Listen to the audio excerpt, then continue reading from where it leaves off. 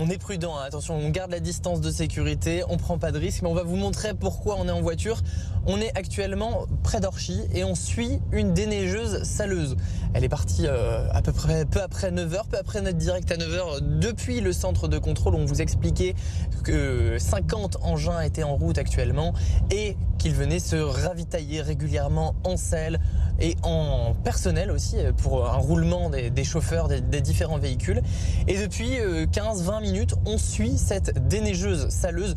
Pour le moment, vous ne le voyez pas, mais à l'avant, il y a les lames qui permettent de déblayer la route. On voit de légères traces qui sont le fait de cette déneigeuse.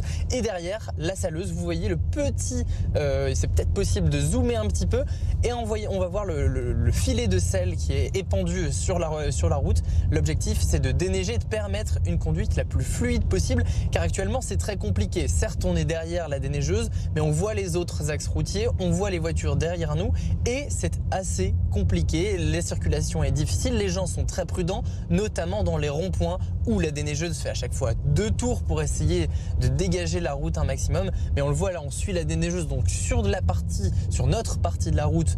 C'est assez praticable, on voit 2 voies au moins pour les roues. Par contre, de l'autre côté de la route, en sens inverse, là, la circulation est beaucoup plus compliquée. Ici, on est sur une route qui est normalement à 70 km/h et les véhicules roulent à 40, 50 maximum, très prudent en gardant des distances de sécurité.